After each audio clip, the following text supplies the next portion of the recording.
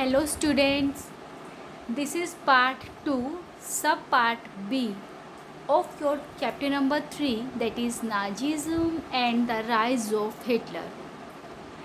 Student, in our previous video we discussed about Hitler's background.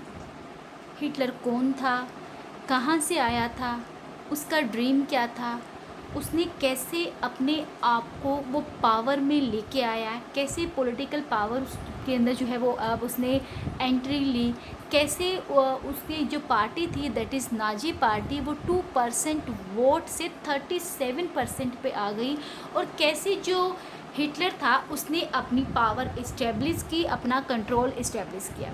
ठीक है, यहाँ तक हम कवर कर चुके थे। उसके बाद हमारा जो आज का टॉपिक है that will be destruction of democracy.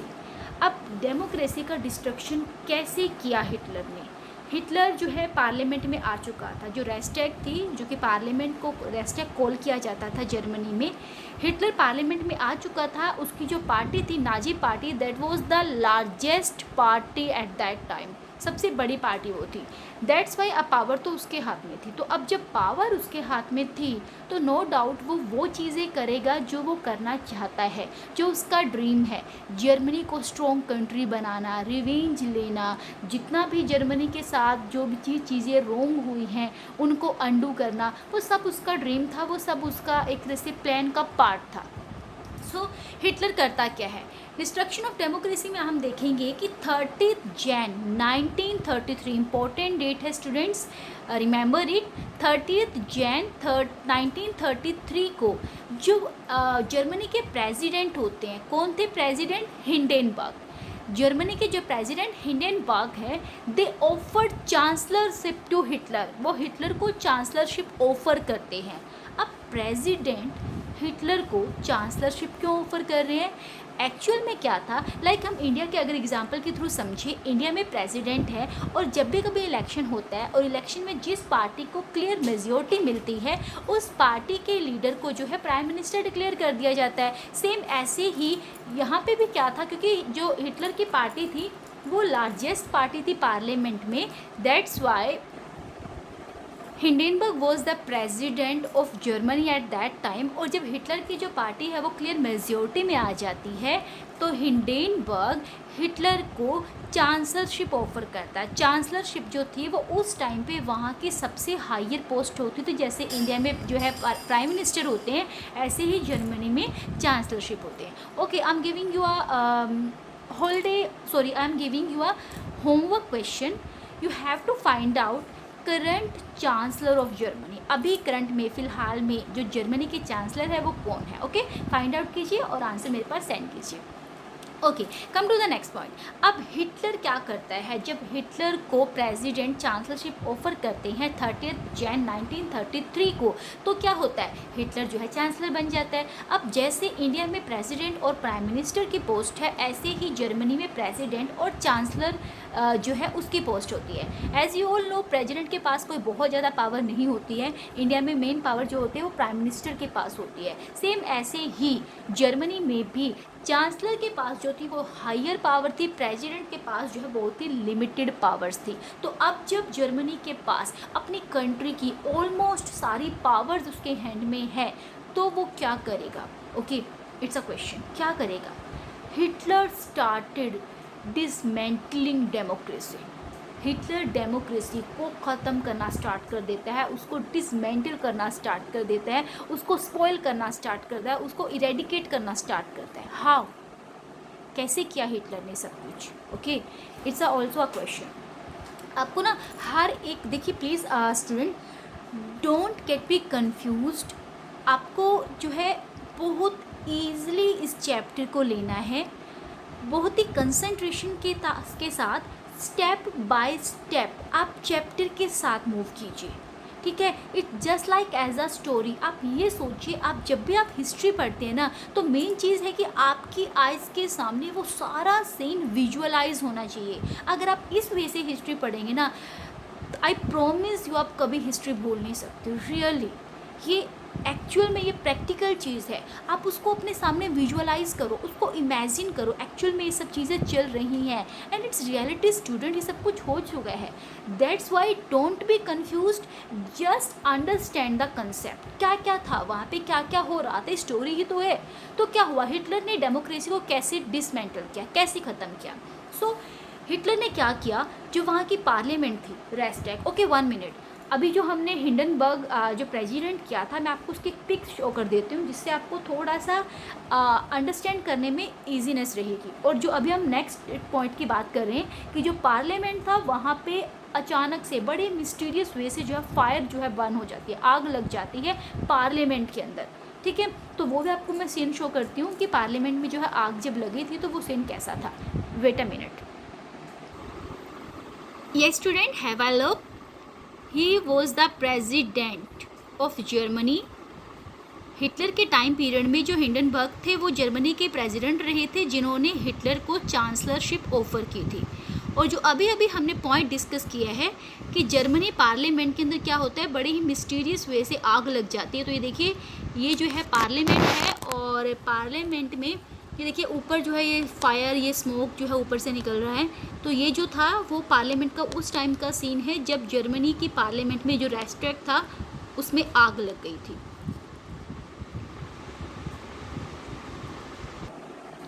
Yes, तो फायर जो थी वो वहाँ पे पार्लियामेंट में लगी, बट वाई, कैसे लगी, अचानक से कैसे। तो एक्चुअल में क्या था, पार्लियामेंट में आग लगी नहीं थी, उसको लगाया था।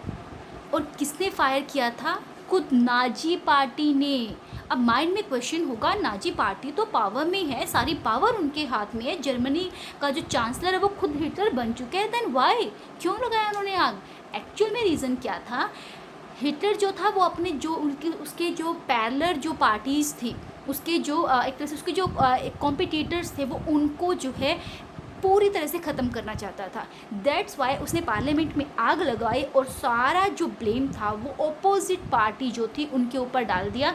दैट्स जिसकी वजह से क्या होगा, उन पार्टीज़ का जो फ्यूचर होगा पूरी तरह से ख़त्म हो जाएगा, लोग उनसे नफरत करेंगे और वो जो पार्टीज़ हैं वो कभी पावर में आ ही नहीं पाएंगे, ठीक है। यहाँ तक क्लियर। आफ्टर दैट एक फायर डिक्री होता है 28 फैब 1933 को। अब फायर डिक्री क्या है, हमने लास्ट वीडियो में भी डिस्कस किया था। डिक्री एक्चुअल में क्या होता है कि जब प्रेसिडेंट जो होता है वो लेटर पे लिख के किसी भी रूल्स एंड रेगुलेशन को पास कर देता है और वो अप्लाई हो जाता है, उसको हम डिक्री बोलते हैं, ठीक है। तो एक्चुअल में जब एमरजेंसी होती है तो ऐसा ही होता है। उस टाइम पे जो पार्लियामेंट होती है वहाँ पे कोई लॉ पास नहीं होते हैं और उसके मतलब कोई रूल पास नहीं होता, बाद में वो लॉ नहीं बनता, मतलब ऐसे नहीं होता है। जस्ट प्रेसिडेंट किसी भी पेपर पे कोई भी अगर कोई भी चीज़, कोई भी पॉइंट, कोई भी लॉ, कोई भी रूल अगर लिख देते हैं तो वो एज अप्लाई माना जाता है। तो 28 फैब 1933 को फायर डिक्री हुआ। क्या था इसमें, Hitler suspended all the civil rights, okay, सारे सिविल राइट्स को हिटलर सस्पेंड कर देता है, ख़त्म कर देता है, such as freedom of speech, press, assembly, सब चीज़ें ख़त्म कर देता है वो। अब लोगों के पास बोलने का राइट नहीं है, प्रेस बिना हिटलर की परमिशन के कोई न्यूज़ पब्लिश नहीं कर सकती है, प्रिंट नहीं कर सकती, आप असेंबलीज़ में कलेक्ट नहीं हो सकती हो, आप कोई पॉलिटिकल पार्टीज़ नहीं बना सकते हो, ये सब चीज़ें हिटलर अप्लाई कर देता है।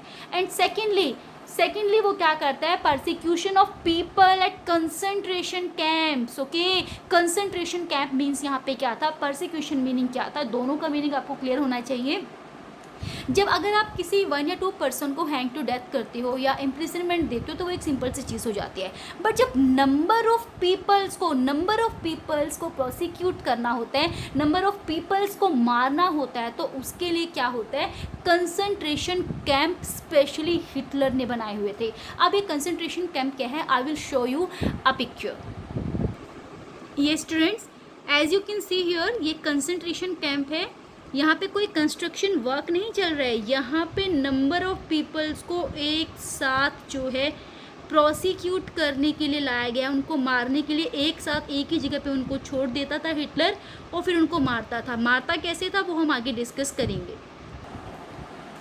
आफ्टर दैट हिटलर क्या करता है, यहाँ पे एग्जाम्पल भी दिया हुआ साथ में, रिप्रेशन ऑफ कम्युनिस्ट लोगों को उन्होंने ऐसे ही रिप्रेस्ड किया था, हिटलर ने उस पार्टी को ऐसे ही ख़त्म किया था, ठीक है। अब इनेबलिंग एक्ट है, एक इंपॉर्टेंट क्वेश्चन है, वेरी इंपॉर्टेंट क्वेश्चन है, what do you know by enabling act, what was enabling act, what do you understand by enabling act. तो इनेबलिंग एक्ट क्या था, 3 मार्च 1933 को जो है ये अप्लाई हुआ था।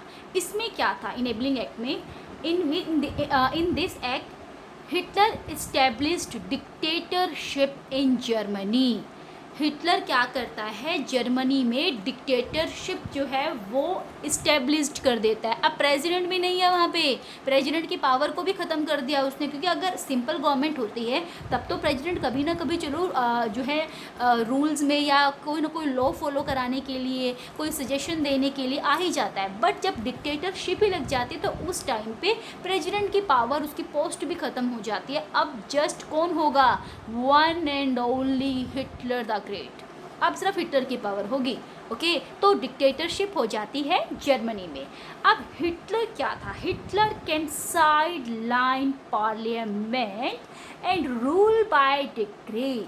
हिटलर क्या करेगा, अब पार्लियामेंट को वो ही कंट्रोल करेगा, पार्लियामेंट अब उसके हाथ में होगी। और पार्लियामेंट में मेन क्या होगा, क्योंकि वैसे डिक्टेटरशिप लगे तो पार्लियामेंट का कोई रोल भी नहीं रहा है, पार्लियामेंट तो एक साइड लाइन की तरह रहेगी, साइड में। And rule by decree, rule क्या किसके थ्रू होंगे, हिटलर जो रूल बनाएगा that will be the final rule, okay, that will be the final law. वो जो कहेगा अब वो होगा जर्मनी में। Political parties and trade unions were banned except Nazi party and its affiliates।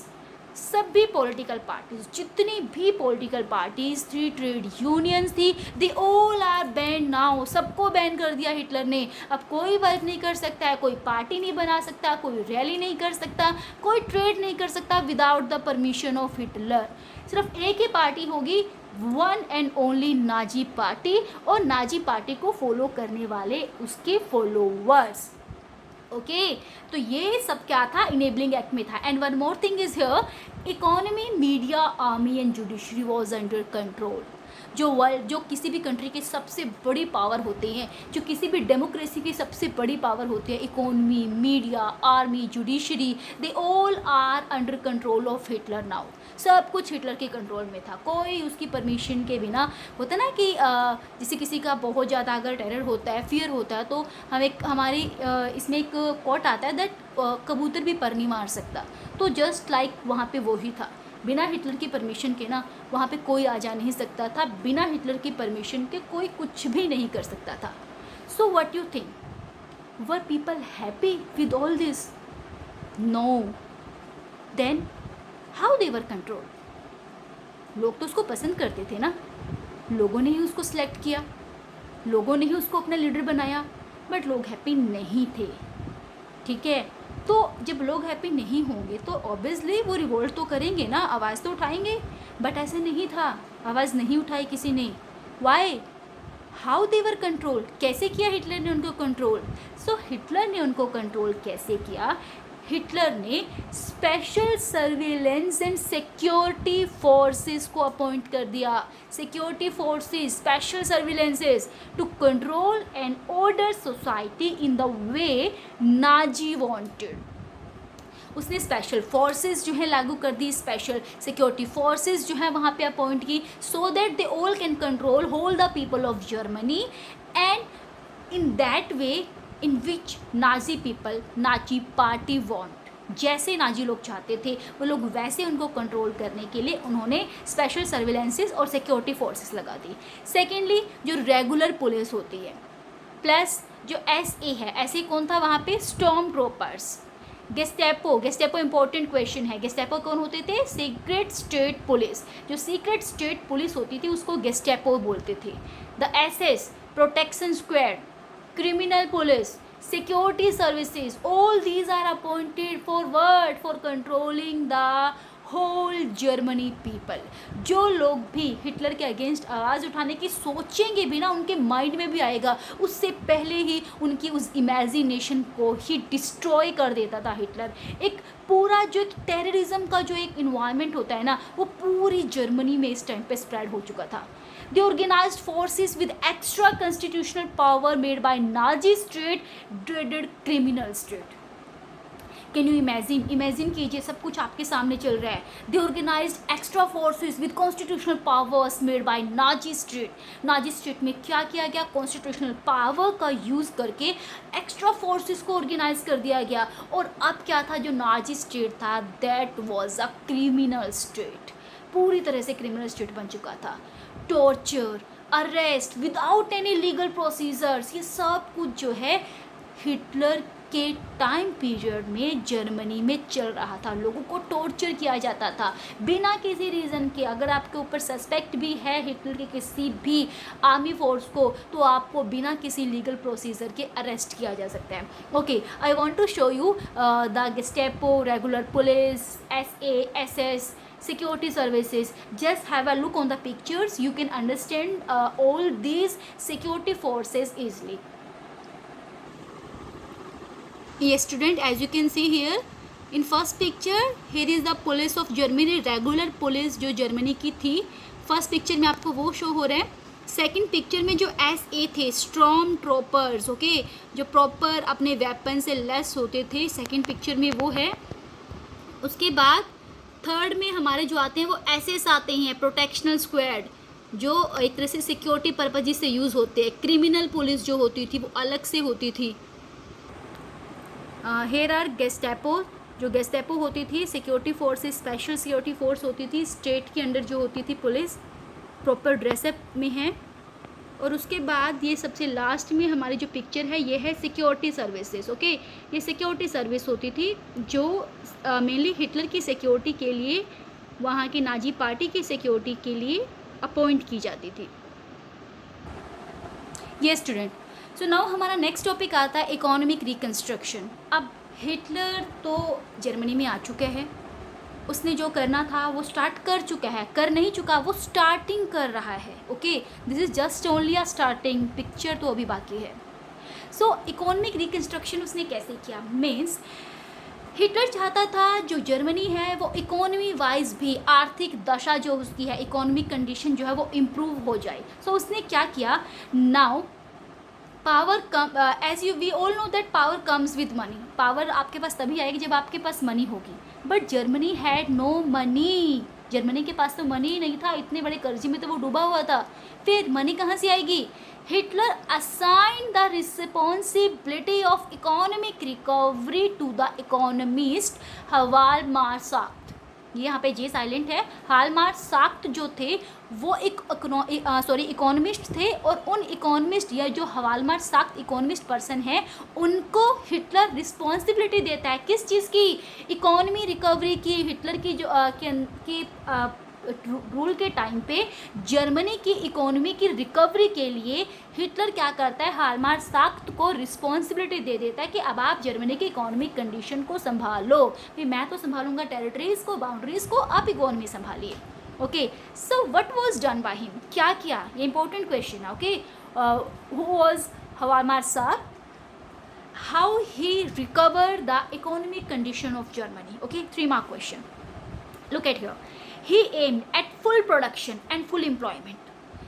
जो साख्त था उसका मेन एम क्या था, वो फुल प्रोडक्शन चाहता था और फुल एम्प्लॉयमेंट चाहता था, because he know very well, economist था भाई, सबको उसको अच्छे से पता है कि जब तक प्रोडक्शन नहीं होगा कंट्री में तब तक कंट्री की कंडीशन बेटर कैसे होगी। और प्रोडक्शन होगा तो मीन्स क्या होगा, फैक्ट्री स्टार्ट होंगी, कंपनी स्टार्ट होंगी, तो लोगों को एम्प्लॉयमेंट भी तो देना पड़ेगा। तो मीन्स क्या हुआ, एक पंथ दो काज, दोनों प्रॉब्लम साथ के साथ साइड बाय साइड सोल्व हो जाएंगी, प्रोडक्शन भी होगा, लोगों को एम्प्लॉयमेंट भी मिलेगा, ओके।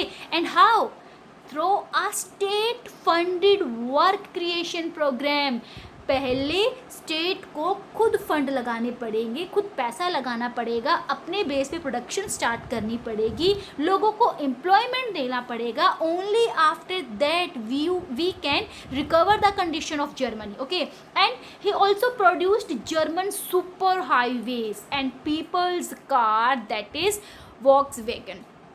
अब उसने क्या क्या सुपर हाईवेज बनाए. अब सुपर हाईवेज कंट्री की इकोनॉमिक कंडीशन को कैसे इम्प्रूव करेंगे. उस टाइम पे क्या था, जितने ज़्यादा सुपर हाईवेज होंगे, हाईवे की कंडीशन जितनी ज़्यादा बेटर होगी, उतना ही जल्दी मूवमेंट भी होगा. और उस टाइम पे किसी भी कंट्री के साथ वॉर का रिजल्ट इस चीज़ पे डिपेंड करता था कि आपकी कंट्री से जो आर्मी है वो कितना जल्दी, कितना स्पीडली जो है बाउंड्री पे पहुंचती है. तो हाईवेज उसने बेटर बनाए so that movement can be better, movement can be very quickly. और उसने लोगों के कार बनाई, छोटी सी कार उसने बनाई जो वॉक्सवैगन के नाम से फेमस है.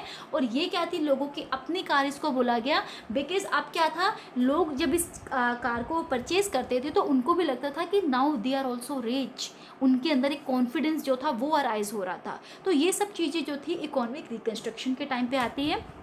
So today topic regarding economic reconstruction is ended here. In next video we will discuss our next topic. Till then, please keep reading your NCERT so that each and every concept can be clear, and please just imagine all the conditions, all the circumstances, all the activities which are going on in our lesson. If you visualize in your imagination, then you can understand it in a better way. Okay, goodbye.